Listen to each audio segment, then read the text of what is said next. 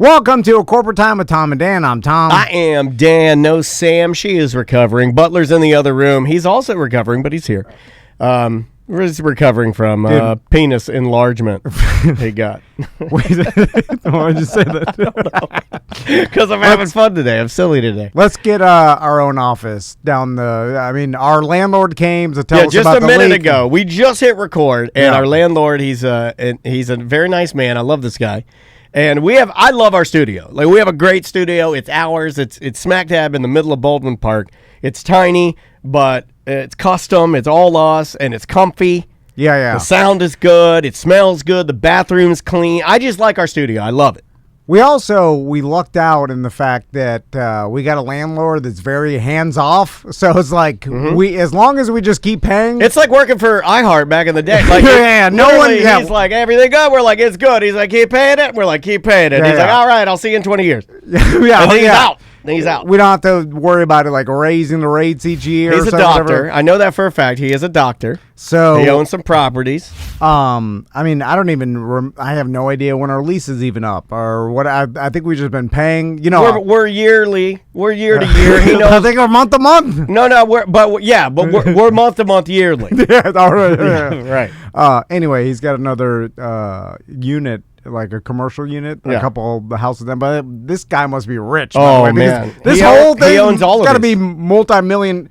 He owns all of these because there's technically 3 different properties. There's business, one pretty big house. So what is that, like a 3-2? Yeah, like, that's the bigger one. I mean, how big is that house? At least like 2,100 square foot or something. Yeah. Then there's that little studio apartment. But, I mean, this whole building has to be $1 million. If he owns multiple of those. I believe he owns 5 to 6 of these commercial properties. Does all the, maintenance and himself, which I find odd because he doesn't have to do that. He's rich. Yeah, that's right. Like, just get a management company and then do whatever you want. I think he's like a surgeon. It's like you should be doing the surgery stuff, or just like you got to get yourself a lackey. You're a doctor or whatever, and that's pretty busy. How about on your off time? You don't run around checking on our leads. I bet it's more fun though. Is it? No. I bet it's more fun to frolic with the normal people. Like coming in here and seeing us as knuckleheads. You know, the people that aren't smart. It's probably fun for him to like. It's like a vacation to come and handle some things, and then if he gets back to the computers and the robots and neuroscience, he gets back to that later. Well, that's his work. Then you go. Nah, this is fun for him to go on vacation. No, it's not fun. No, that's never. Folk. He likes us simple folk. Nobody wants to do that. Like this is the equivalent of him going to Hawaii. This is the equivalent of him going to like a small town and just blending in, right? Alec Baldwin. So, if we get our own office, then we can have real conversations about what we want to do with this show. Right now, we can't have real conversations because Butler's in here, Sam's in here. Yeah. And a lot of these conversations, we are the puppet masters and we control their fates. Yeah. And we can't be free to move around the chess pieces if we have little ears listening in. Yeah. I don't like it when little ears listen to my genius. Yeah. And when it's just you and me, there's nobody to tell us that our ideas are bad. Right. And so we go full Dave Chappelle and everybody. We do whatever we want. Yeah. Now they can stop us. Like back in the blimp days. Remember the blimp days? Like, hold on a second. Was that when we were fat, or was that both? Or was that when we were gonna? Oh, both. We were both fat and trying to buy a blimp. Yes. In those days, there was no one to talk sense into us, to tell us our ideas are stupid. Well, Sam would say that. Sam, what time do you want me to come in? And we'd be like, come in late. We're going to see if we can procure a blimp. And she'd be like, you guys are stupid. You're wasting your money. This is not a good idea. Wasting our money. We didn't even buy that blimp. We just went up there for the free champagne. And then Butler's telling us how to drive the blimp. Anyway. Oh, yeah. So if we got our own office. He did it a little bit this morning, too. He was landing this morning. He was landing. I forget what we were talking about, but he was about to tell me about it. I like how we'll get our own office, and then slowly we'll just start building it into a studio, and then we'll just start doing all of our work. Well, it's like having recording. a separate life. That'll be our real family, right? And this will be our old family. It'll be like what some dads do that, right? Some dads go okay. They have 2 families, and I believe that these are pussy dads. And what I mean by that is they're too afraid to tell their current family that they're just not into the current family anymore. So they go off and start. You would be a pussy dad. You go off. And I mean this with love, too, because I love you. No, I understand what you're saying. You would go off, and because you hate conflict, you would just start a new family, not even telling the old family, and then you would try to stretch yourself between the two families. Yeah, to try to make everybody until happy. it collapses, then you kill yourself. Oh, then everybody hates you. That's how, you're like, I was trying to make everybody happy. Like I was trying. Look at the intent. Look what I was trying to do, and grade me on that. Like, you know how sad you'd be if I said, I want to start a new family. This one isn't doing it for it. Like, I'm saving your feelings. Yes. They should be like, well, he was trying to not make us feel bad. And then they do the weirdest thing you could ever do with these type of situations when you're in the family. You're not the guy. You're in the family, right? You think to yourself, well, I wonder if he loves the other family more than he loves me. Don't do that. Never play that game. I'd rather people just lie to me. Like, people are like... The second family always gets the juice, right? Oh, yeah. Like in that Biggest Wave documentary you were watching, there was this guy. He had secret family. The secret family got all the love. The second family, if you're a man, man, because women don't do this. If you're a man and you're thinking right now of leaving your current family, you might be driving around in your car, listening to Real Radio, and you're like, I think I want to leave my family. I want to start a new family. That family, the new one you're going to start, they will get all the love and the juice. The other family, they're just the warm-up family. They don't matter. Yeah. And that is facts. I say the things that people are afraid to say. People tend to enjoy... Second family better. Second family better, yeah. Always. It's like second dinner. What is second dinner? I mean, after you eat your first dinner, then you're like, I'm still hungry. I did that at a Halloween. What'd you have? I'm getting fat again. Oh, yeah. Me too. And I could barely fit in my jumpsuit, and I'm like, this is odd. It didn't seem tight. It looked good. You weren't wearing it. You know what? You're right. It was tighter than it should have been. I pulled a Butler there. I was like, this seems... anyway. I ate an entire bag of Sour Patch Kids last night. When I woke up this morning, I visibly had brown teeth. Visibly. Like it acts that fast. Overnight. My teeth turned brown. Let's talk about Halloween because I have a theory. And so there have been some things that have actually gotten better since the pandemic. And not many, a lot of death and other things. Yeah. Hospital's not as good. Arguments, a couple arguments. Yeah. People get a little. Yeah. There's been some disagreement, some dust-offs, some scofflaws. And but there's been a couple things that you could argue that have been better since we've made the change. It's like post 9/11, post pandemic. There's differences now. Like the world has changed. So one being the fact that like in-person meetings aren't valued as much, and then you could do Skype and Zoom. There's a lot. I mean, pre-pandemic, there were still people that were traveling across the country to be like in-person meetings. You know what I'm saying? Yeah. Like, and they constantly. The only thing I travel for are to audition for American Idol. I'll go to like Tallahassee, Miami to audition. But that's the only thing I'll travel for. You're away from your family, and it's like, why am I? I could do this over Zoom, and then the pandemic forced that to happen, and then companies are like, oh yeah, this is cheaper for us, and the same thing gets accomplished by doing it through Zoom, so let's just do Zoom. So that saved that salesman or that person travel time, right? More time with his family. Yeah. And there's certain jobs that... Which family, first or second? Second. Yeah. You don't want more time with your first family. No, they're boring. So, and normally the wife is a little fat. So, and then like other jobs have become virtual, and jobs you didn't need to show up to work, and like in a building people are doing from home, and they have a better quality of life, right? Okay. So you could argue that's been a benefit for some people, not all, but some. Halloween, it seems like, because I took the kids trick-or-treating last year in the midst of the pandemic, before vaccine or whatever. I'm glad you did that, and you proved them all wrong too, buddy. No, and what everybody had all those flags hanging out the back of your truck. It looked good. The Rambo one is kind of like Halloween. I got to tell you, when you have the big flags, that's a good look for anybody. So, everybody last year, it seemed like, because like going up and knocking on someone's door seemed inappropriate during a pandemic. Yeah. So people either adopted the like candy shoot or some sort of that thing. We need to change the name. Stupid. Candy shoot, for whatever reason, I think butthole.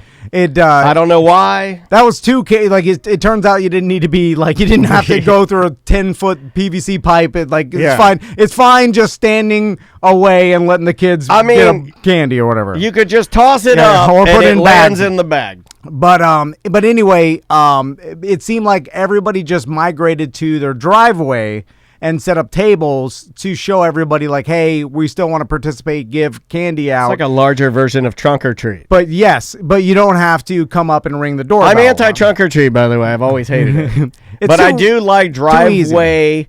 I am a fan of driveway trick or treat. My neighbor, Miss Sherry's awesome. She set up a tent and had like a table, and then she had something I'd never seen before. She had like food and like little waters for people. It was like a soiree. So Baldwin Park has always done a form of this in the fact that it gets so busy that you know people weren't just staying inside their house for their doorbell to ring. I mean, there's a line of kids, so they just migrated to the front porch and they're just handing out candy. Well, they do creative stuff though. That we had Juan just reminded me. He's in our Twitch chat room, and we're live on Twitch every Monday through Friday. Twitch.tv/TomAndDan Live. Yeah, there were guys there was a guy all the way down on the block. He had one of the coolest things, and it was already gone by the time we got there.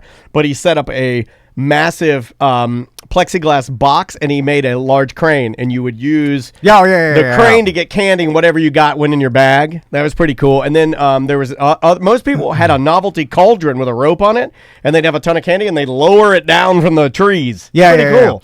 So what happened is like it forced everybody to go out into their driveway and just like, hey, the houses that were participating, it was obvious because people would be literally in their driveway, right? And so this year, what was interesting is we went to the same place in our neighborhood that we went last year, right? And we asked ourselves, we're like, hold on, now that things are looser or whatever, do you knock on doors still, or do you just go to the driveways? Because everybody from last year... you guys knock on the Buffalo Wild Wings. Because everybody from last year was in their driveways still. Like they kept that tradition going. So they're still doing it. So they're still doing it, even though things have... And it seems like they like doing it. And now, this year, people are like... over in my side of the woods, Castleberry, they were... doing front yard fires and having more front yard parties. Like it seemed like a lot of people had small little fire fires or trash burning. They had fire pits. I like that. And they were doing like basically it's more inviting. It's like, welcome, come up. Yes. And so that's cool. It seemed like people liked this more, right? And it's better. Like, we got a lot of fires in the chat room. People saying they had fires. Great idea, guys. I like that. But this is better than it was before. Yes. And it seems like everybody likes it better, right? Well, you know why? Because I think we appreciated it. We know what it's like to be missing something once, right? You don't know what you got till it's gone. I think everybody now is like, you know what? Giving out candy is really fun. Well, also, it's like it never really dawned on them to go full front yard until the pandemic, and now that they did it, it's similar to Zoom. There was no need. They were like, let's just do this always, right? And I think this is always going to continue on from now on out, and people are going to adopt this, hey, I'm having a front yard party, I'm giving out the candy with a table and that kind of thing, which is better for trick-or-treating. Because we went and knocked on a couple of houses. Christine had a block party with hamburger and hot dogs. I might steal that idea. I might do hamburger and hot dogs. Neighbors are around each other more. Everybody's in their front yard or whatever. And this leads to Maisie in our conversation this morning. You nailed it. Yep. Because Tommy said the same thing. Yeah. And so Maisie was telling you that she wanted to stay at the house and give out candy because she's seeing all these other people do it at their houses. Well, her friend Finley was the first one. She was like getting kind of quiet. Yeah. You know when you're like doing stuff and then you notice we're like something's wrong. I asked her, I was like, what's wrong? She's like, I just want to go home and give out candy. And I'm like, you don't want to do this? She's like, no, we have, and it's logical. It's very logical. It's limited candy. I have a bowl of candy that I can eat if I'd like. I don't want that. I want to give it to the other kids and see their costumes and like smile and give out stuff. I'm like, and Maisie said she does not want to trick or treat next year. So we've reached a point where it's almost seems more fun to be in your front yard or your own location and participate in that kind of thing as a kid, because even Tommy said, hey, I want to give out candy, and he was like excited to see trick-or-treaters because we went and they got literally 4.5, 5 pounds of candy in 2 streets. You can go both sides of 45 2 streets minutes and get a pound of candy. And they were tired, and they're like, people hand out so much candy. It's like, okay, think about it. 20 years ago, people, like, you go around and it was sparse, and you had to go around to door, and there wasn't people in the driveway. It's set up a party now. And you have a couple old people that give you like one piece of candy, you know what I'm saying? So you get like, so back in the day, it was like you had to work to get a small amount. Now people are giving out by the handfuls, and like you're getting so much, and kids are seeing the front yard driveway parties, and they're like, I'd rather do that. Yeah. Because like when we were walking down the street, there was all the kids that they lived in those houses, and they were all hanging out on the street playing, and like everybody had their front yard driveway party set up and fires. You do a little bit of that, and then you go back and give out candy. That's where it seems like it's migrating, and that's a better street party. A better Halloween, and that's something that's better for your brain. You make friends. You get to talk to people. You get human interaction. But for the trick-or-treaters, it's better too, because it's obvious where everybody's participating. And then the people that don't want to participate, they don't have to go, be in their front yard, and they won't be constantly bothered by them ringing on the door. So I don't have to go now. So like I talked to Andrea this morning. I said, for next year, Maisie already wants to start planning what we're going to do for next year, what we're going to add to our singing pumpkins, into our scarecrow. We're going to get some fake corn. We're going to add some extra stuff. We can do candy shoot. Yeah, because she sees the other houses like yours do all this stuff, so she wants to do it. You know what I'm saying? That's more fun for her than the actual trick-or-treating, because also we live in a world where you can get candy at any time. They give out candy at school. Like we talked about it like every day. They've ruined it. So candy's it's not rare. No, it's not that you're like, I need a sucking stick. Like in the 1920s, where it was rare to get it. Like you have unlimited candy at all times. She doesn't even care about it either. That's the thing, is that her relationship with candy. Let's talk about this for a second. Tell me if your boys. I bet you they're just like May. Our kids' relationships with candy is not like mine. And some people in the chat room, by the way, everything you're saying is being confirmed by the chat room, twitch.tv/TommyDanLive. More than half of the people in our chat room right now are saying their kids want to stay home and give out candy. Actually, and that's a good lesson too. You're giving something away. You're not taking something. It's nice to give, right? You're teaching your kid that it's fun to give. It's fun to, that's a cool lesson. But they're confirming this 100% in here, that this is like, you're right. We're morphing. This is the shift. We're morphing the event. Yeah. Now, I understand it's different for everybody, and then like some people don't live in neighborhoods where everybody participates like that, but it seems like if you do live in a neighborhood where everybody is participating like that, the kids would rather participate in the giving out of the candy than even the trick-or-treating itself. Or they would do a small amount of trick-or-treating and come back and give out candy, whatever it is, you know what I'm saying? But it's like, Butler was telling me something funny that I did notice too, is that Butler was giving out candy at his house, and then the parents were like, just one, like they were trying to limit, because Butler's giving handfuls of candy. Do it, Butler. But the parents are right. Like my kids, at a certain point, like, some old lady was giving my sons a insane amount of candy, and they're holding a bag that's 3-4 pounds of candy, and it's like, it's almost to the point where it becomes, they don't even appreciate it anymore, because there's too much, right? Yeah. It's like you give a kid unlimited toys, he's going to freak out because he can't handle. May doesn't even want the candy. It's overstimulation, right? When we got home, she pulled out Reese cups. I love Reese's cups. Yeah. Reese, whatever you say. And she pulled them out. Like, she had like the full ones, and she just gave them to me. She said, you can have these. She's giving me like her best candy because she doesn't care.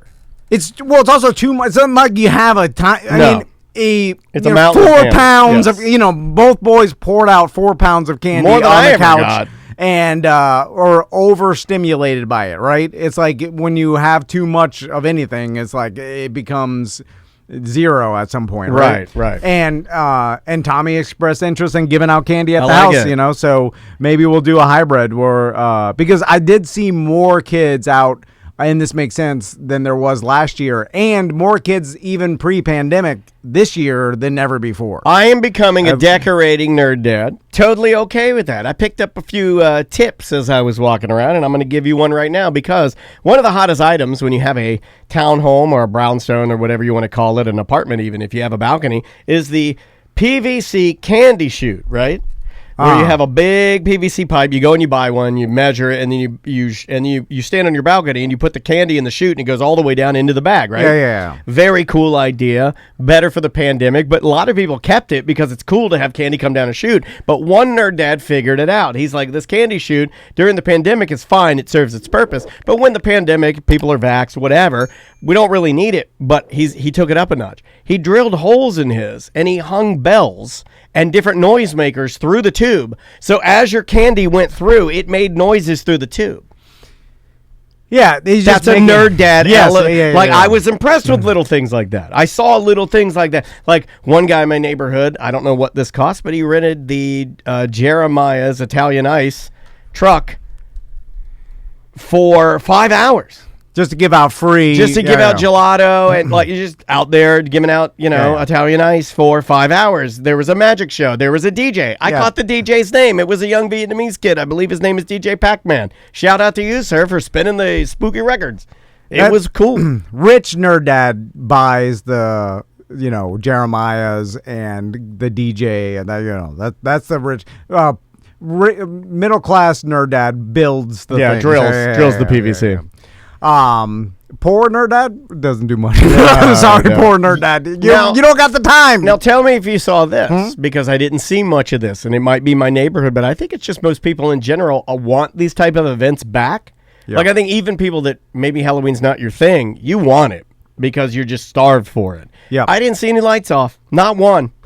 The route we went, everybody on deck, everybody giving candy. I didn't see anything like the quintessential lights all out, nobody home. Didn't see that. Well, I think in this neighborhood, everybody's just succumbed to the fact that you have to be involved and it's more fun to be involved.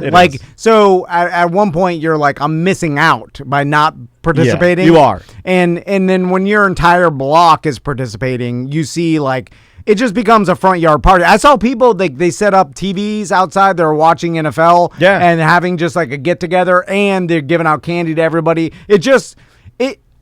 Okay, mark my words. Halloween's just going to turn into a holiday of front yard get togethers where you just hand out candy to your neighbors and just block parties, and that's where it's going to morph into. I'm okay with that, yeah.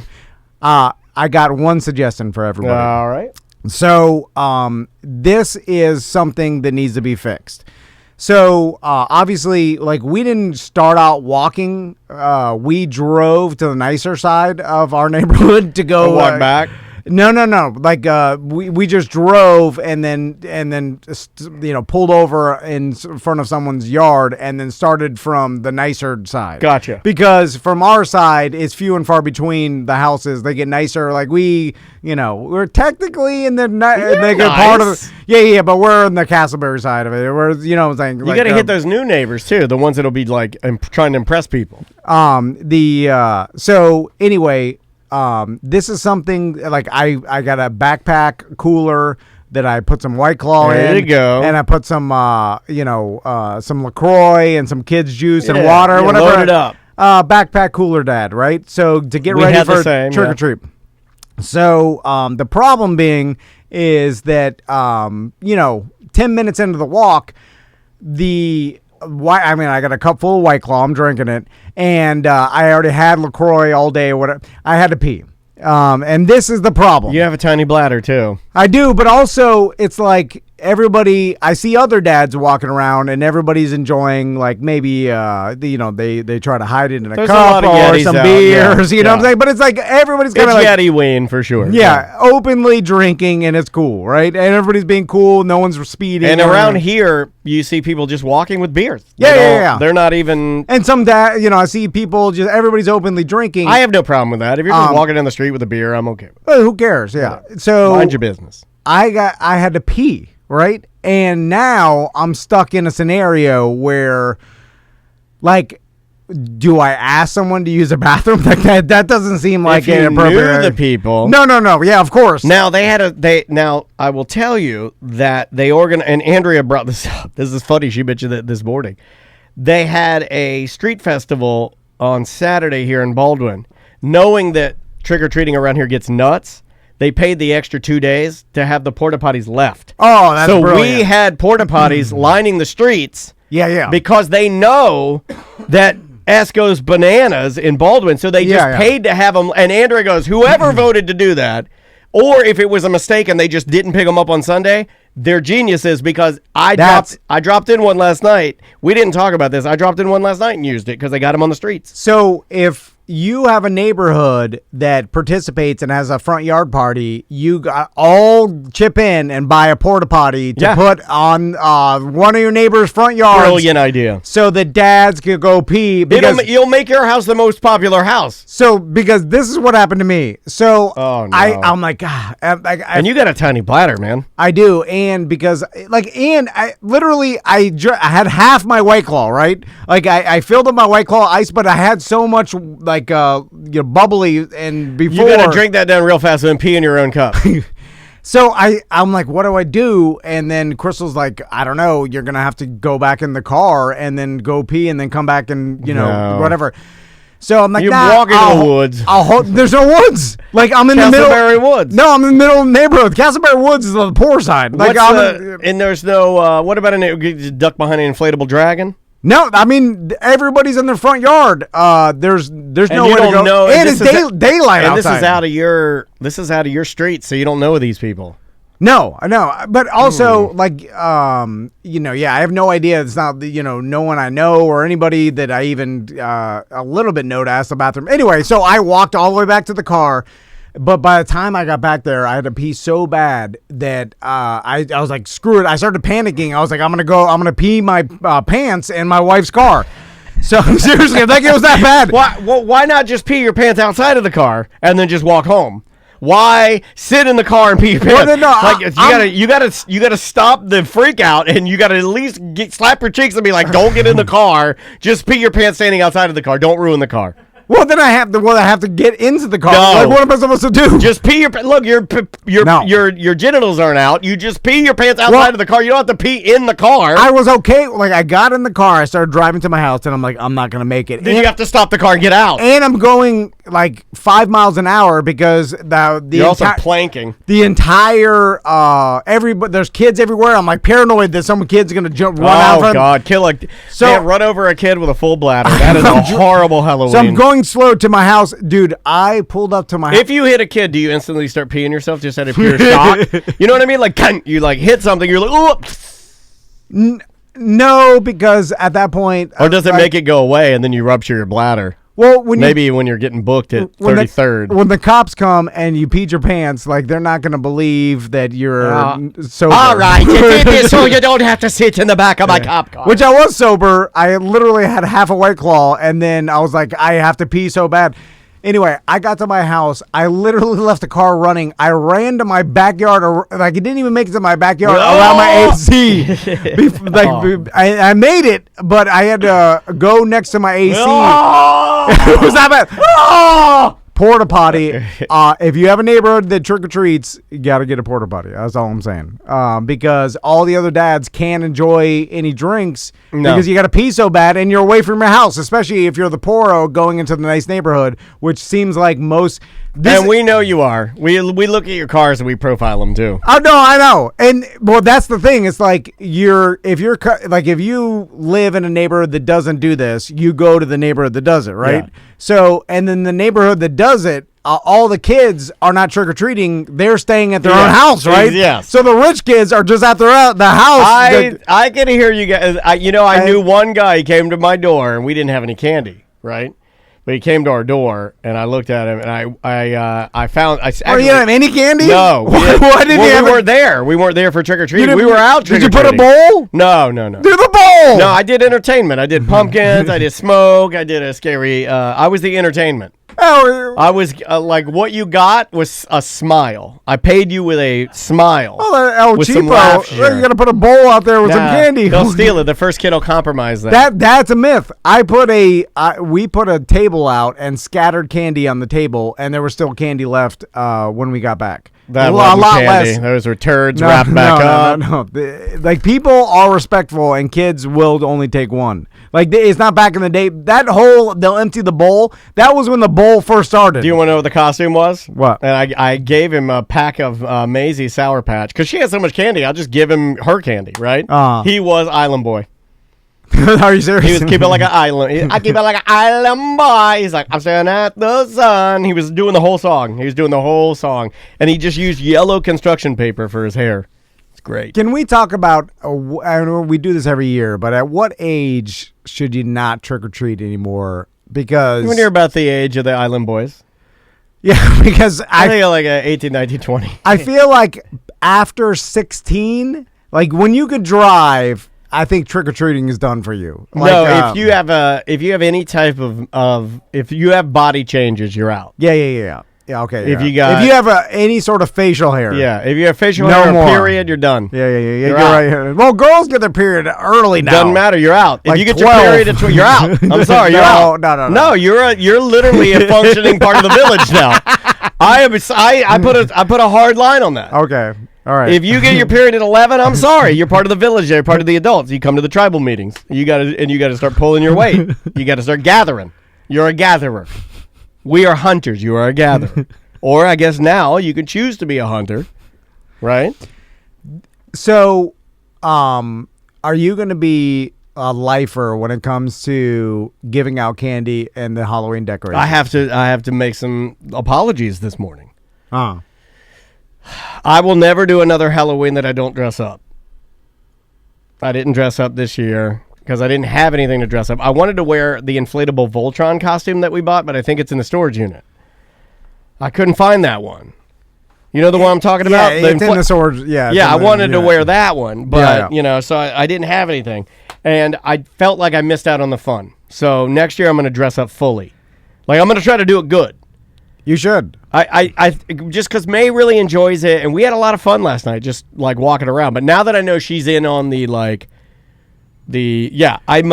think I'm gonna be a lifer. I'm adding to this display I'm doing. I'm gonna get better costumes for the family. We're gonna embrace it more.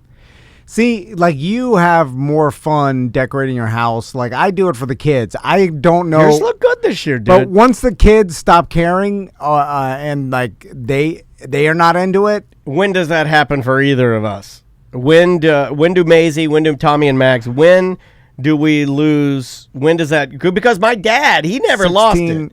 No, I know. Some people, like, dude. My dad was a true Halloween lifer. Like, when I left and went to college, he did not care. He was like, he would still wear his costume. He's still $500 worth of candy if he's way too much money on candy.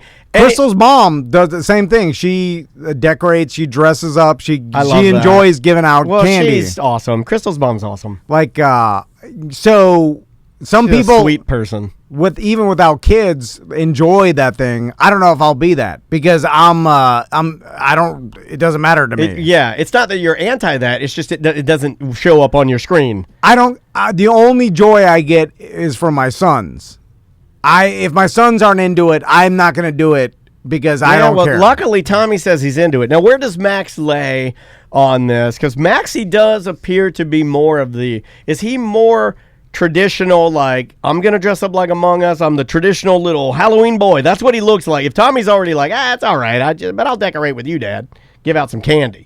They both, they both are into it, but Tommy definitely, like, Max likes to go trick-or-treating, get the candy. Tommy was like, hey, I like to give out something. I want to set up the But I'm saying once they're not into that, and I'm sure like 16, 17, 18, they're done, right? They're going to be out there doing a party or whatever. Partying. I'm not going to get any enjoyment out of sitting like all the Halloween decorations and giving out candy.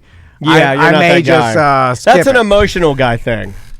My dad was an emotional guy. I appreciate that. Because if without the people that did it without kids, there'd be a lot less people participating in it. So I would feel like, now I don't know if this is why my dad was doing it, but we can talk about this. Was my dad doing that because he enjoyed doing that with me? I went off to college and wasn't involved. Obviously he knows I have to grow, become a man, whatever I'm going to do. Is he just like in a weird way selfishly saying, no, I'm just going to continue doing this because I enjoy it because it's fun. Because he gets something emotionally out of it, right? Yeah, it's fun for him, right?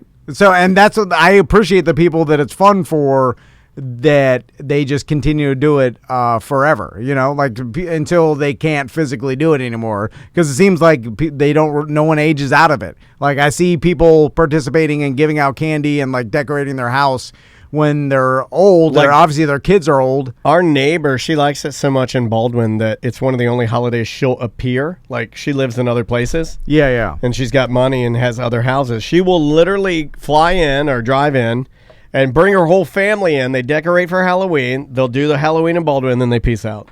It's crazy. Well, it's such a... I mean, how many people come through here? They had a buffet. Here? Oh, I could... Thousands, 100,000? Right? Yeah, man, an insane amount of people come through here. I mean, last night, if I just wrote when I was riding my bike around 100,000 people, I don't know. Let's... we'll end with this, because my wife did get scammed from a Halloween costume, and I wonder if a lot of people... Yeah. So I don't know anything about this. I was dressed up in a red jumpsuit, and a lot of people. I put up the pictures on social. But you were the Red Among Us guy, right? Well, a lot of people are like, "What are you?" And that's so. My wife went to Party City, and I'll call them out because this is a scam for sure. Oh, I thought that's what you called your zipper. And that she got an adult Among Us suit, so that I could wear. The kids wanted me to be Red Among Us, right? Okay. And so he's the gay one. She brought it home, and this is the packaging. I'll show Daniel, and then I'll show Twitch. Oh, and he's got the banana thing on his head. Yeah, I don't know what that is. You can get different things for your head. Yeah, some people have a flamingo or a baseball. Yeah. So by looking at that packaging, right, and then my wife bought that, and I'll show Twitch and everything. What do you think comes in that costume, in that package? Well, I would imagine it's the red jumpsuit and the banana hat. You're wrong. The only thing... I don't understand how I could be wrong, because it says red suit and banana... No, it technically says, if you look close, includes one-piece jumpsuit. So that's lame. The only thing that came in that was just the red jumpsuit. It's just a red pajama pants, or it's just a red like Santa Claus. It's a red jumpsuit, and that's it. Made out of whatever. You can be anything if you're wearing a red jumpsuit. But so that's what it came in. And Chris is like, well, "There's no head in this," and we looked, and it just says one jumpsuit. I'm like, "Oh, you got scammed," because for sure you shouldn't depict an entire costume. Right. With a headpiece and the banana thing, and then that not come in the damn costume, right? That's crazy. That's definitely a straight up scam. Normally I'm not on your side with these things, but that one bothers me because it's what they show on the outside of the packaging. And it's not like it's... Sometimes they'll do it. Now, granted, sometimes I've seen them where it's like, it's the outfit, and then they're sword, or they'll be like makeup not included. Of course. Like, okay, I get that he had like $1,000 worth of Hollywood makeup done, and these suits look like a crypt keeper or something. I get it. Yeah, that's weird, dude. So anyway, that's why I just had a red jumpsuit, because the whole helmet thing. Well, I knew what you were because of the boys. They're actually, their suits are better than the ones I saw last night. I don't know where you got yours, but I saw a slew of the ones without arms, and I'm thinking all of these kids are gonna have smashed noses because they're just in these suits. The inflatable ones, right? Yes. Yeah. Apparently there is like a slot I saw, because Crystal's like, "Oh, Steve Lemmy got his sons the nice inflatable ones." Oh, there's the nicer ones? Steve Lemmy's a movie star. I know. And then I'm like, but they can't hold their candy, and they're going to get tired of walking around in that inflatable suit. Like, I know my son. Tommy didn't even want to wear the GD helmet anymore, or whatever. 10 minutes into it, he's like, "Can I take this helmet off?" And then Chris is like, "No, you have to trick or treat with a helmet." I'm like, "God damn, wow. Calm down, Crudilla." Calm down, Crudilla. Calm down. Uh-oh. I'll make up for it now. Oh. How bad are you going to mess it up? Give it a whoa before you do it. God damn it. All right. Crudella DeVille. You know what I was saying. Goddamn Crudella with a Dalmatian ass. Bye-bye. Welcome back to A Corporate Time with Tom and Dan. So, I was cleaning out a bunch of stuff this weekend. Did you start crying, bro? Going through some memories? No. Looking by. A couple things. One is I can't make myself throw away something, and this is a little hoardy. I got it. That because I should just be able to throw it away with no Try hoarderish. Hoarderish. That works. So, because I'm not emotionally attached to anything or whatever. This is different than being a hoarder. But I like this with because I'm too emotionally attached to things. So sometimes I will just hold on to something. I don't even have an answer for what I'm even saying. There's no reason why. So I had to take a bunch of stuff. My pool filter S'd out, and so I had to get a new pool filter. That was a stinger. And then so my pool guy took the old filter and put it on the side. There was a big piece of plastic or whatever, resin. And so there's that. And then I had some other bric-a-brac that I needed to take to the dump, right? So I loaded the back of my truck up. Then I put all the stuff I was going to take to Goodwill in the cab of my truck because Crystal got a bunch of kids' toys or whatever. To the dump. And no, because it's just an extra trip. And they don't even want it, man. No, but it's like nobody goes to Goodwill. That's the biggest scam in the world. There's like clothes, the baby clothes. It's only making you feel better. So I don't know. It does. It only makes me like books that haven't been used. It's a superstition. It's as if you did the cross your heart Catholic thing. It's meaningless. So, and then I went to our storage unit, which there were It's hours, but I've never been there. I know. There's two kids' high chairs from there's two kids hiding in there. My God. There's two high, the regular Fisher Price standard high chair with the plastic tray that everybody has, right? Do we need to give those to some expecting mom? Do we need to hook up a... Well, Crystal's putting them up on the BDM parenting page today, but apparently not that many people are interested. Anyway, high chairs are kind of out. So I put the high chairs in and I took it to Goodwill, and then the guy comes out, and now they don't let you like drop off all your garbage. Apparently, hold on. They got standards now. Yeah. No. So now what they do, and that's not Goodwill. That's Badwill. Is like because before they pick through it like decos or one of those like I hated that. They pick through my stuff. They'd be like, we can't do anything. I'm like, that's Burberry, MFer. So buy that. At the Salvation Army, there used to be like a warehouse behind the main store. Hold on, Salvation Army and Goodwill, that's different animals. It is, but we used to go to the Salvation Army, and people used to just pile their garbage next to the door, right? Oh, it's the worst army. Worst army. And they just piled their garbage next to the warehouse door. The army will need this. And then some poor bastard would have to get there in the morning and be like, "Oh my God, everybody left the garbage." Like, I felt bad. Anyway, and then so now at Goodwill, please do not leave your garbage. They make you pull up, and then there's no bins that you could just throw your garbage in. They have a person. Did you say that where you're like, "Where's the bin?" Well, they have a person I'm named Ben that brings out the bin, and that way he criticizes everything that criticizes. What did he say? Or like it says like, "Oh, we don't accept that. We do accept that." To all your garbage. So these high chairs are disgusting. Well, I went to go take out the high chairs to donate them to Goodwill. Wait a minute, I see doo-doo. And he's like, "We don't take these." No, like they're clean, but they're used, right? And then he's like, "We don't take these." And you I'm don't like, take "Oh, high really?" chairs? They don't. Oh, and you gave him the, oh, really? No, I don't care. I thought you gave him the sarcastic, oh, really? No, are you kidding me? I'm like, I'm sorry. That's out of character for you. I know that. I said, I'm sorry. I'm sorry. I apologize. I'll kill myself. And then I put him back in the thing. So I would have liked it if you'd been like, you're not going to take them, huh? I'm going to make you take them, you mother. And so I gave him the other stuff, which is just as garbage as the high chairs, but apparently, like, I guess there may be some standards. Did you ask him? Did you say, like, out of curiosity and for next time, Why don't you accept high chairs? It's probably a safety thing. Like if the high chair is defective and they end up selling it to someone and a baby dies, or like imagine that. So it's probably one of the safety thing, like high chairs, cribs, maybe that car seats. Car seats go bad after a while, which is a complete fraud. Just by the way, motorcycle helmets go bad. All of this is fake. Yeah. Like, all of it's fake. I use the same 1963 Buco helmet my dad, bless his soul, bought me at Bike Week 2011. The same. Yeah, I understand the foam is a little less, but if you fall off at 60, it that just doesn't matter. Look as nice. By the way, we have 2 car seats that the kids are grown out of. So she taken now it's just a booster, right? Mm-hmm. So like the actual car seat itself, the top is gone, and then soon the boys will be big enough to not even have to sit in a booster seat anymore, right? And then so we have these car seats, and then I'm like, well, should we donate these? And Chris is like, no, you can't donate car seats. They go bad after 5 years.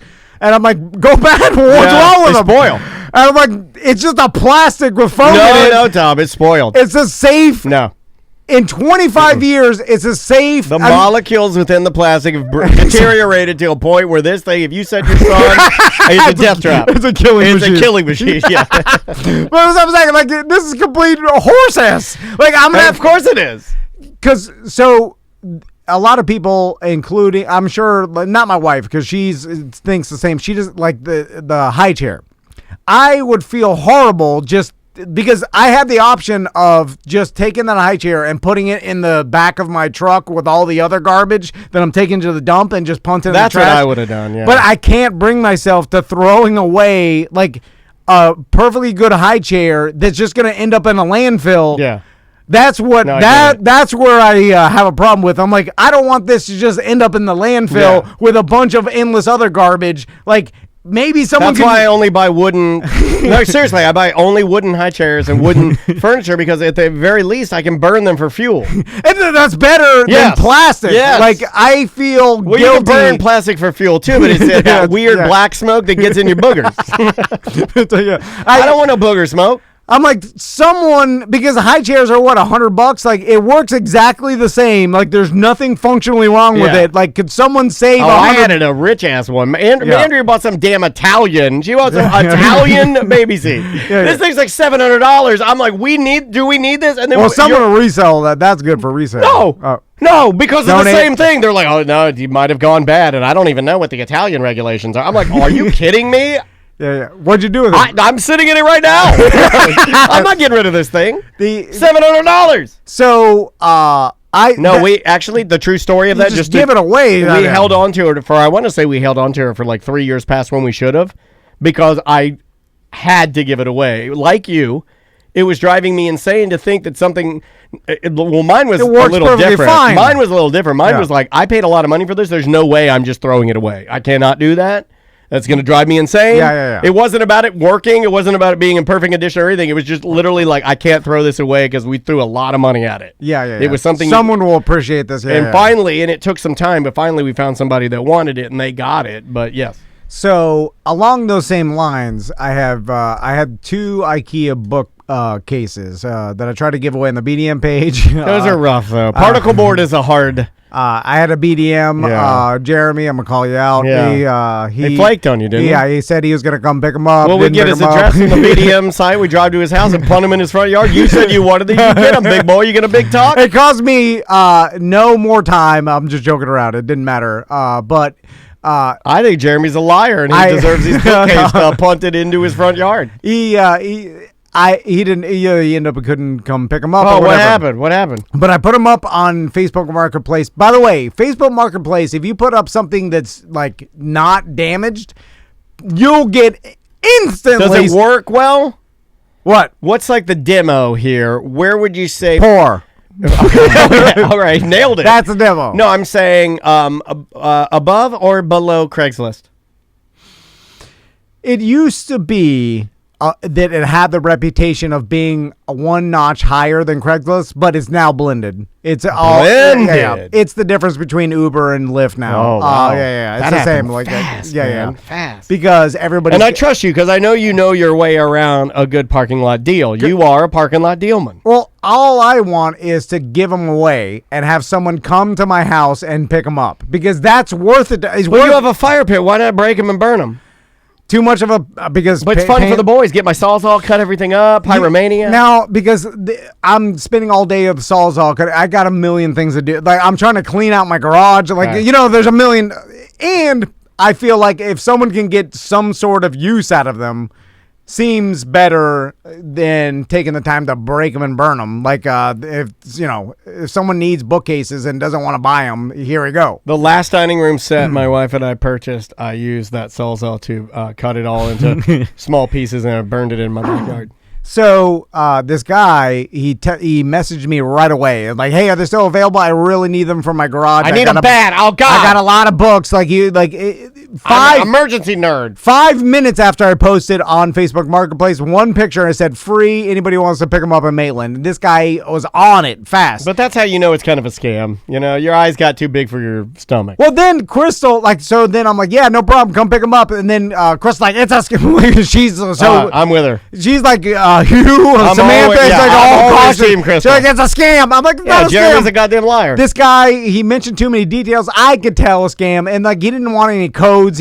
So he asked for my address. I gave my address. I'll give anybody my address.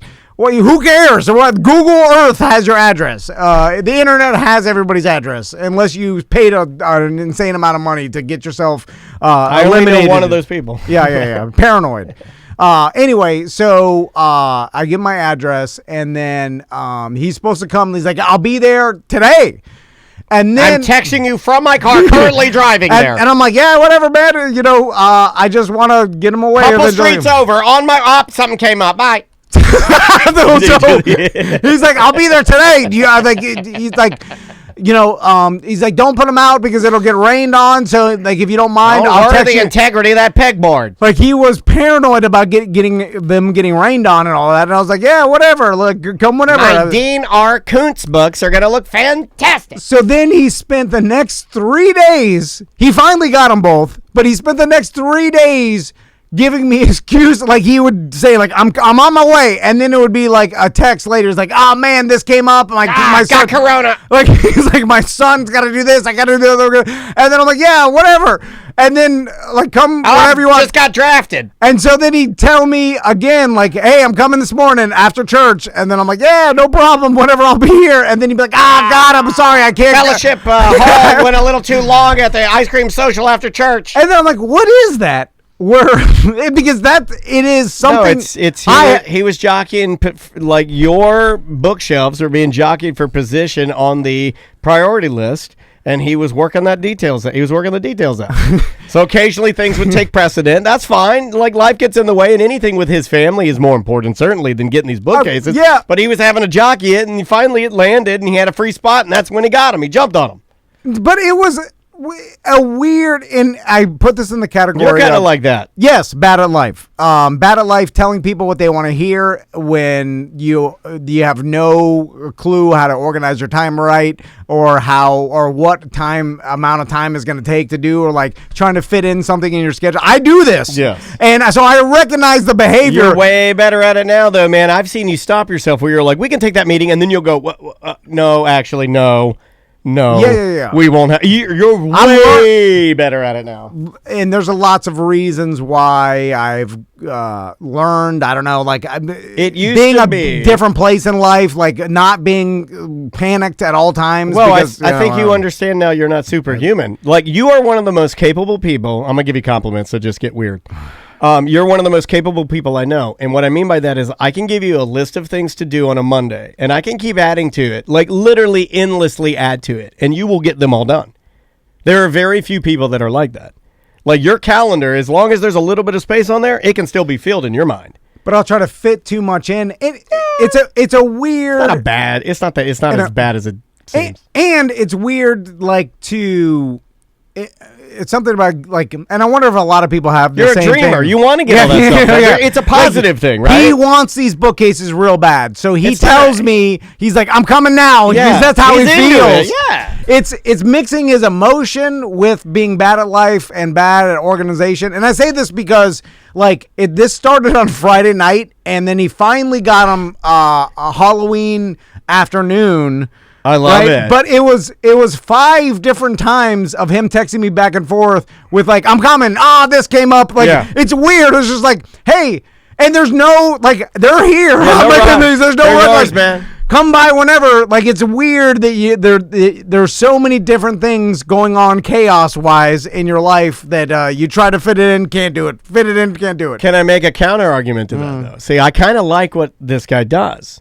Because in the version I'm writing in my brain about this guy, the things that came up, now this may not be true, so follow me here, but the things that came up in my version of what I'm creating with my imagination is that family things came up, something with his son, soccer match is going a little too long, and he's like, I'm not going to be able to swing by time, right? So everything he's going to do instead of getting the bookcases has been prioritized over it needed to be, and is in like family over everything, right? That's kind of the version I'm writing, and I like that. I need to be more like I'm the type of person now. There's a negative. I'm the type of person where, let's say I'm over watching Maisie in a play, and I told you that I'm picking up the bookcases, and the play's running over. I'll stay at the play because I said that I'd stay at the play. I'm obligated to the play, and for some weird effed up reason in my brain, I'm not allowed to leave because I already said I had to do it. Rather than looking at it case by case and prioritizing and being like, well, it's okay to leave early. It's okay. No, in my world, whatever I said I was going to do is what I have to do. That's why I get so weird about schedules and stuff. Yeah. I once it's locked in, I like to keep it locked in, and almost to a fault. It does like all. If you wanted to save money, like there's a lot of people that are willing to donate their kids' leftover stuff. You know what I'm saying? Like we give away all our stuff, all the clothes and stuff. Like I mean, you could I gave some stuff to Hunchuck, I think. Yeah, when he had his baby. And that seemed like we'd done it with all our friends, like Max and Tommy's all leftover clothes. We'll send them to the Grizz or whoever's having a new baby or whatever. Like, and man, if like you find the right person that has a kid that's like 3 years older than your kid, like a friend, you can get all the hand-me-downs. Like I mean, the money you'd save was ridiculous. Meaty Joker. I get a lot of his daughter's, hand-me-downs. Yeah. I get some good stuff. Especially stuff that you use for 3 years and then that's it. And Kids the kids don't give a damn. They grow so fast. Like, who cares what clothes you use when your kid is between the ages of 0 and 8? You know what I'm saying? Yeah. Like, it's like you could essentially clothe your kids for free if you had a friend that had a couple kids that were a little bit older. They just got all their hand-me-downs. Yeah. Because no one cares about giving that stuff away. It seems like people are happy to give it away, right? And well, if like, you could use it, like I'm happy to give it to you if you could use it. Like I'm not gonna start nickel and diming. Like, give me $8 for this bag of clothes. That's stupid. When do we get to the age? I don't know anything about this. When do I get to the age where what my daughter's wearing will be teased? What do you mean? As far as like my other kids? Yeah. She's not there yet. Is that a middle school thing? Like where? Well, no. I mean, it happened in elementary school if your kid is wearing something super weird. Like, but that's the parent's fault. Like that. Yeah. Like, remember I made the joke? dress Maisie like Little House on the Prairie, but like all the boys. Gray slacks, suspenders, yellow shirt, small farm hat. Like I made the joke. I remember kids in my maybe more middle school than elementary school, but there was like always one or two kids that dressed really like over the top, weird and nerdy. Like they were wearing like orthopedic shoes and like not even medical shoes, but like some sort of like weird, like generic brand big fat shoes, right? Like, and then like the clothes, you got fat shoes. They were wearing like traditional men's slacks, but like right underneath their tees, like, you know what I'm saying? Like, old kids. You're talking about old young kids. But it's like, why did your parents dress you like let you leave the house like that? Those are normally Maisie has a chance of becoming one of those. What? No, the Maisie's. No, those are all only children. for the most part, only children. Like Maisie's only most of the time she's hanging out with adults. So she's a little more adult. There's a term for this. It's like New York lonely boy is what they're called. It's like seriously, it's from a show. Tina Fey invented that, by the way. I don't want anybody saying I'm stealing jokes. That's a Tina Fey joke, I believe. It's like a kid that grows up in the city. Only child, they're called New York lonely boys. They literally are little adults is what they are. They dress like little adults and they stay and they just grow until they're a full-size adult, but they're an adult. Yeah, they're an adult, yeah. That's what Maisie is becoming, and it's creepy, dude. It's New York lonely boy, and you can look it up. Hold on, but she's got her dance friends and the school. But at the end of the day, all she's got is us, and that mouth never stops, and she's just talking. It's just like it's literally like having a female butler. She's a butler. It's like having a female butler in my house. If she starts to like Star Wars, I'll kill myself. She does like the grandma sweaters, like dressing like Andrea. She dresses like her. She likes little dresses. She likes. Yeah, she's definitely that. But no, that's a thing. So those kids you're talking about. No, but she's stylish. I'm talking like, it's one thing to dress like your dad if he's got like he wears normal clothes. Like, I don't care if you have like regular jeans and a polo. I'm talking about weirdo old man clothes because it's what their dad is an old man. So they dress exactly like him. And their dad and mom have no idea what kids do and dress on social media. So they're dressing them in slacks and like putting pocket protectors. Yeah. Or like that kind of big dress shirt, big serial killer glasses, thick ass wireframes. And then the other kids would single that kid out and be like, "Look at him, get him! He's dressed like a weirdo. Why is he dressed like an old man?" They wonder why that kid becomes a serial killer. Because my dad dressed me like a serial killer, and all the kids hated me, so I had to kill them in self-defense. Yes. So that's the weird to me is when the kids start dressing like a New York lonely boy. Because that's the parents' fault. Because the parents are not looking around and seeing what other kids dress like. As long as you dress your kid, even if your kid's a weirdo, like Tommy's a little weird, he's out there, but as long as he looks like all the other kids, they won't get him. He's fine. He's a comic book kid. Yeah, but no, I'm saying he's got that imagination. I'm a weirdo. He's not what I'm talking about. There's a quintessential. There are these kids that, and Maisie has, I think, the highest percentage of becoming one because she's an only, where they just take on adult qualities, and then they start dressing like Maisie's already wearing, like what her mom wears, are tiny jackets. They were purposeless jackets that my wife wears. The most illogical thing she wears. It's a jacket that a fashion jacket. The sleeves, even if it's a half sleeve jacket, they'll bring the sleeve up an inch so it's not quite a half sleeve. Or if it'll be a 3/4 sleeve. Then the waist of the jacket isn't at your waist. It comes up like right around like under your tees. Yeah. So it's a matador, a tiny little matador jacket. And my wife has a collection of these dumb little matador jackets. She had like 5,000 matador jackets. And anytime I screw up or do anything bad, I know the way to her heart. If I want to make her happy, I just swing through one of these old lady shops in the mall. I get her a little jacket. She loves baby jackets. And Maisie now wears these little jackets. And she's creating a little old lady. Is that just more about who Maisie is and Andrea is? Like they care about fashion and because my sons are your sons is being vegetarian who they are? No, or did they pick that up from their mom? Is what Maisie doing something she picked it up from Andrea? True, yeah. And I guess picking up not caring because my sons could care less what they dress like. Although Max, if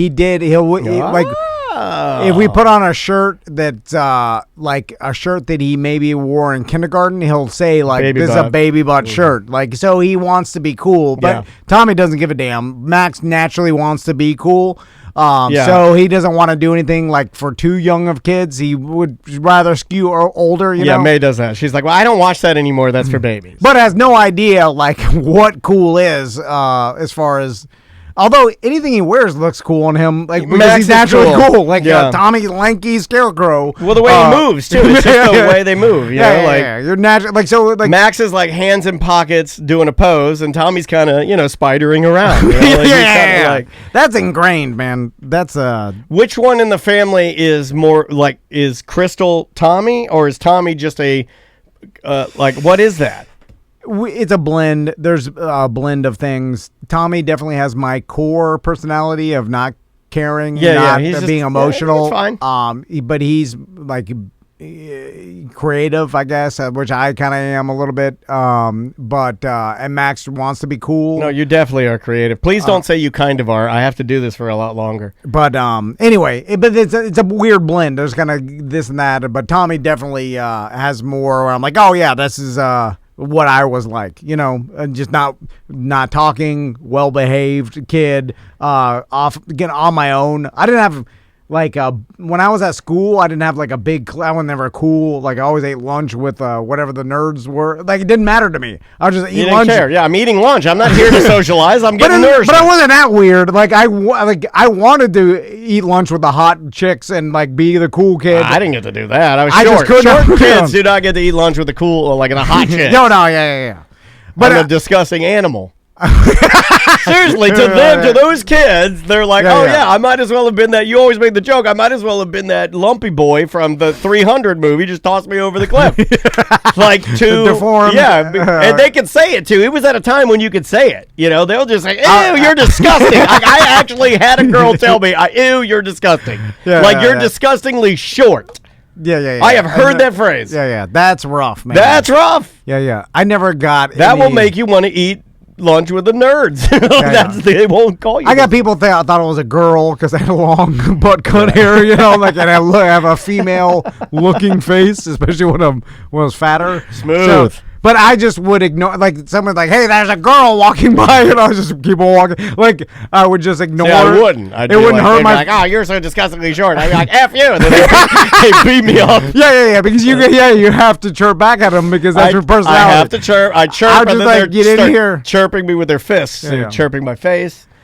And I was also like, I do look like a girl, so it's logical for that person to think. Not Tommy with the rocks. Like the rocks when he tried to I like these rocks. They are fun. Yeah. He didn't look at it like they were bullying me. He's like, he gave me rocks in my backpack. Oh my God, you guys trying to be logical. Next thing you know, you're putting. It's a better way to live because Sweet Baby Ray's barbecue sauce on your shelf. You don't take everything like an attack. You take it the opposite. You're like, they gave me these rocks in my backpack. He thought they were dinosaur eggs. But they hate that. When the bully finds out they are like, I like these rocks, I'm going to beat you up extra bad. Yeah. I don't know how it works out. It's different in all scenarios. Let me ask you this, because we're at a crossroads here. We can either take a break, or I can fire up some voicemails, and we can hit the other side. It's up to you, buddy. Okay, before we do voicemails, sure. Just because we're all over the place, I like being all over the place. I need to ask you a question, please. And this is there's no answer to this, okay? And nobody knows, because even the smartest people in football don't seem to understand, and lost a lot of money this weekend. Not a lot, but I lost a lot of bets, more than I usually try to. You haven't had it like in all seriousness. Look, we like goofing around about Tom's bets, and we say he never wins. But in all seriousness, it's not like that at all. In fact, it's been a while since you've had a bad week. Although I won a chunk back betting with Freddie on the BDM gambling page. Took the Saints. And he's always going to go Gators and Bucks, always. So, and this has something to do with the Saints too, because Wilson got hurt. So I had a bunch of different parlays, and I took Cincinnati early and got minus 9.5. I think the line got up to like 12 or whatever. In the Cincinnati Jets game, right? The LA game, what was that, 16.5? Yeah.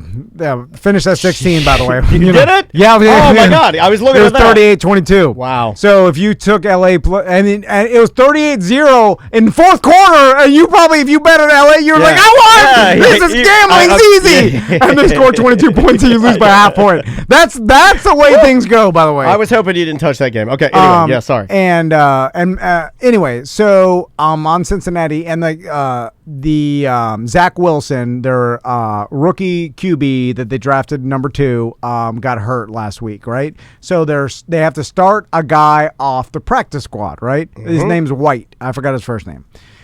So they start this guy at the practice squad. So obviously the line gets steamed up. I get him at 9.5, which I'm super happy. I'm like, this is a great bet because 10's a key number. So anytime you can get under 10, if it's around that, it's better than getting 10.5, right? You go. By a lot. That makes sense. And a lot, I mean, a small percentage, but that's what you're dealing with when you gamble. Like, small percentage, you're trying to find an edge. Anyway, I'm happy about this bet, and then I start watching the game, And this Jets QB off the practice squad, White, who's no one's ever even heard of, right? Like, and I listen to all these shows and these gambling shows, and like people talk about like this guy, just like he's been on USF. He's somebody saying USF in Western Kentucky. So, thank you, Brock, in our Twitch chat room. And by the way, I will make a sizable bet moving forward that he will be garbage moving forward. So I'll email me. I'll take a bet because when people see this result, they're like, oh, what?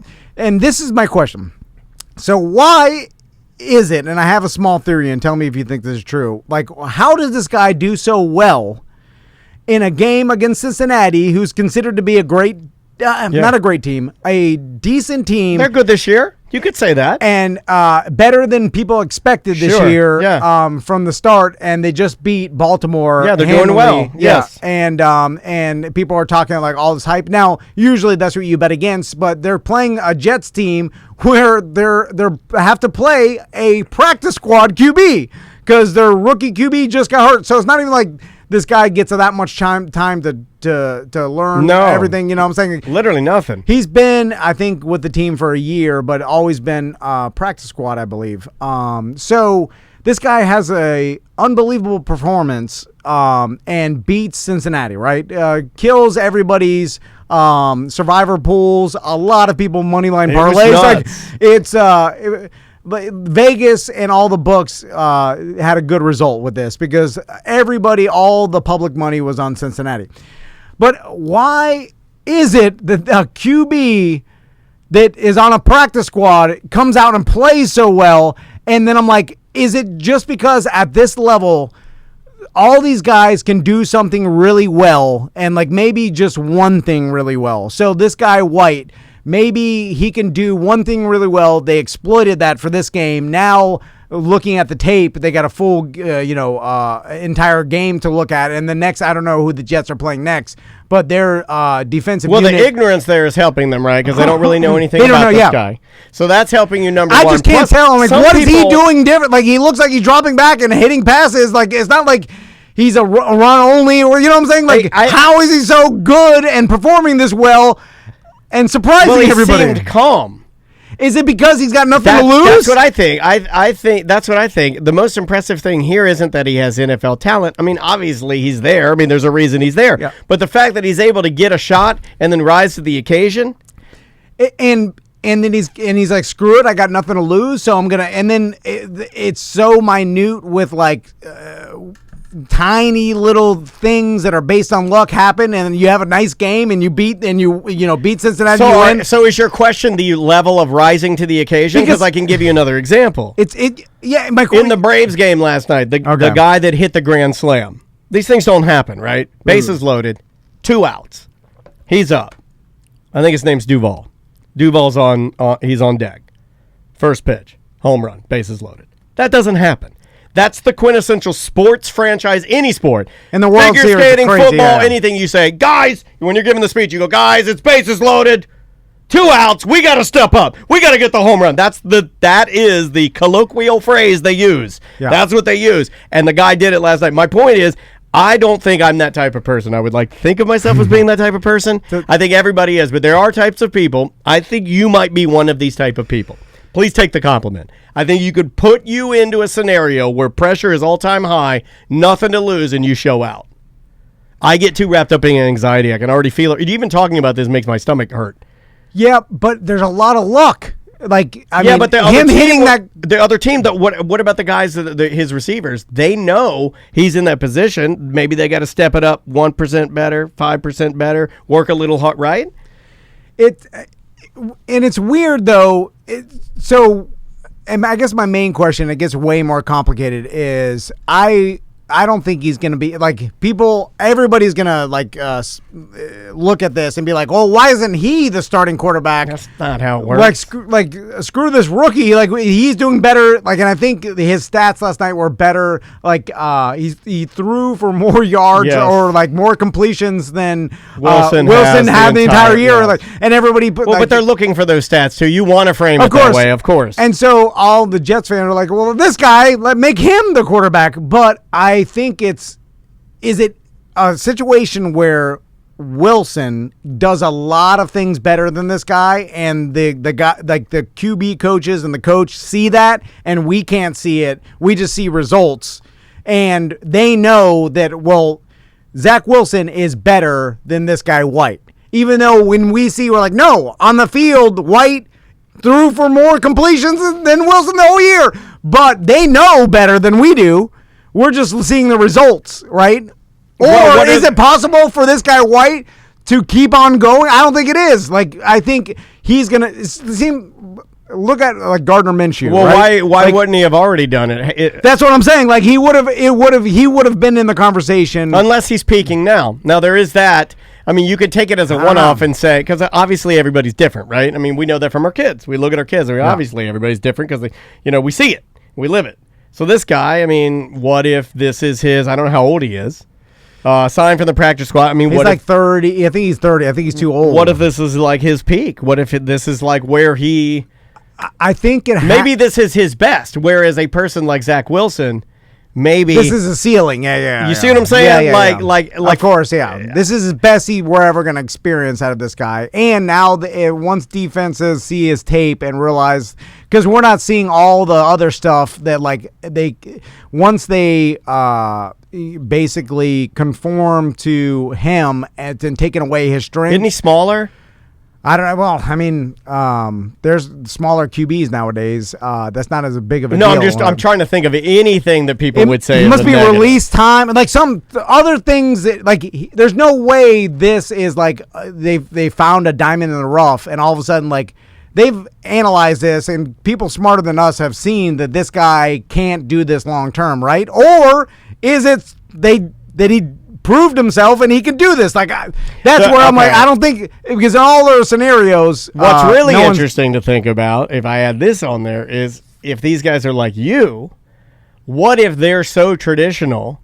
What if he could continue to do it, but he'll never get the shot because of the way that we know it's always been? It's like, you know what I mean? Like, if everybody like you is like maybe a little more traditional football guy, and they're like, well, of course, yeah, adrenaline's pumping, you got your shot, you rose the occasion, and good on you, but you're just not that guy. Well, what if he is, and he just never gets it there?